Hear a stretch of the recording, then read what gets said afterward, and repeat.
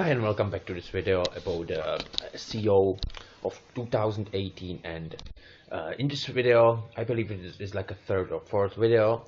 In this quick video I will explain the WordPress and the installation of WordPress. We'll go quickly through the installation and then quickly over the tools and plugins that most of the SEO experts use for their websites, and at the last we will talk about the theme and which theme is good to apply and which is good to avoid of. So let's move on.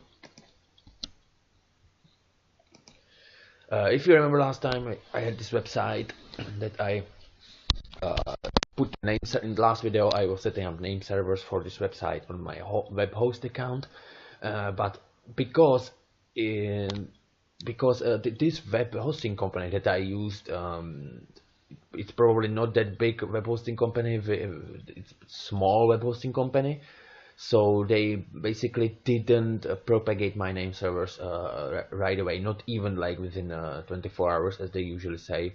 It took them a little bit longer and I had to contact them, so that's why it took me a little while to do another video, because I was worried that they won't be able to set up my website there or my name servers, or there's something wrong with my name servers. I know. So I contacted them, and then within a few hours I had the website set up.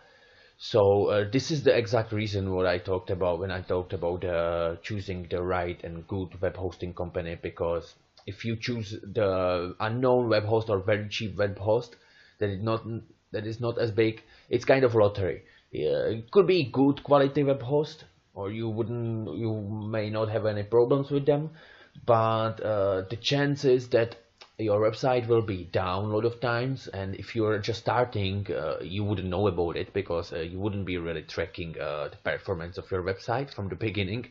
It's a little bit more advanced stuff, but that's the problem. You need to choose the right good web hosts that I personally recommend. I always put a recommendation of web hosts somewhere around the video description or in the website, so you can go through the web host reviews as well. And there's about like 5 web hosts that I hardly recommend to use for important websites, such as like main clients websites or personal money websites, the business websites, or even the important and high quality private blog networks. Because if your domain that you're linking from to your main website has the poor performance and is a lot of times down, it won't pass really good information onto Google. They will spot something's wrong with that website that is directly linking to this website, and you better be on the safe side with the web post. So let's move on. This, as you see, is the index of page, and if you get this page after you stop your name servers, that's good. It's a good sign. It means that that website is live there and it's ready to be used, and we are ready to install the content management system WordPress. So let's go ahead and install the WordPress. So here we are in the Softaculuous interface. Remember I told you the Softaculuous or quick install are the most common apps for installing the WordPress or other content management systems. And here, as you see, we choose the protocol, we choose the website, the domain. This is really important, don't forget it, but it will tell you anyway. It won't let you install something on the website that is already installed. It will tell you that there is already a directory created and stuff like that. So but better check if you have the right website here or the right protocol that you want to use with a www or with a HTTPS, the SSL. I don't have SSL. I don't plan now to put a SSL certificate on this website, so I use that just HTTP. But it's on your choice. This is the directory. The directory is where you want your WordPress to be installed. Sometimes people prefer to have the blog separate from the website, so that basically the website would look something like static website with pictures and stuff, and they want the blog to be separated. So that's how you would use it. You would type in the blog,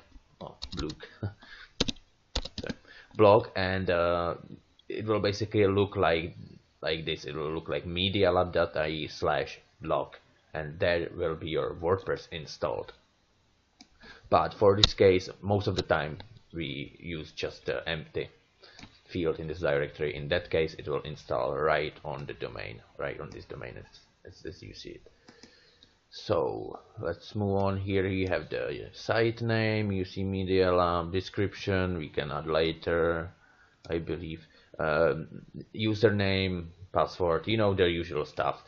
Email, I most of the time you use the email like this, with the admin or info or service or whatever you want to put here, and then I create that email and redirect. I think I talked about this in the previous video. So that's probably about it. Here we can choose some plugins, but we don't need to do it. We can install all the plugins later. So, and the theme as well. So now I hit the install button,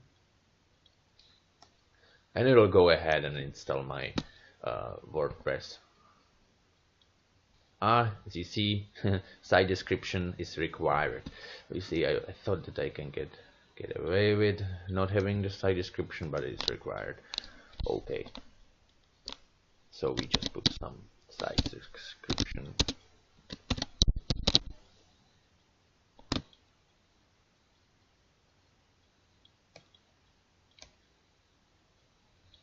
Whatever, you know, we can change it later anytime, so this doesn't really matter what we put there now. See, yeah. Let's go install. And as I was saying,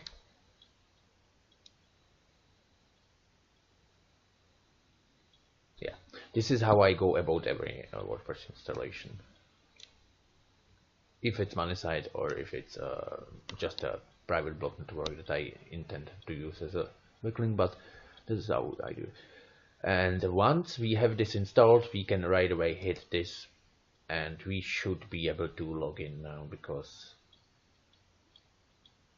our website was live.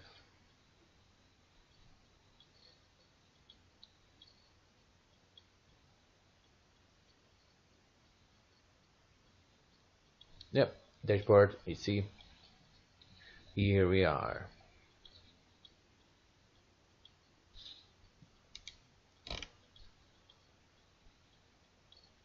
Okay, thanks very much for watching. This was just a quick installation of WordPress, a little bit of the explanation, and in next video I will go through the important plugins and the theme, how to install plugins, which plugins to install and which theme to choose.